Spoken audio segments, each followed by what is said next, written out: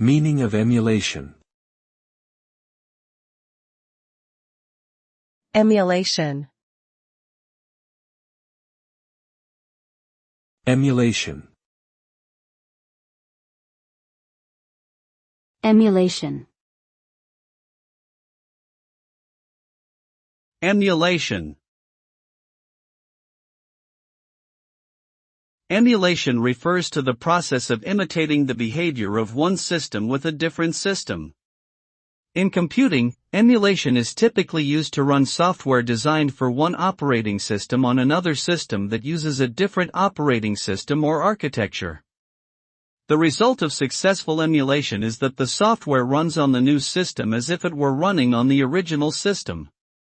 Emulation is commonly used in the video game industry to preserve older games and make them playable on modern systems, as well as in the realm of cybersecurity to test security measures on virtualized systems.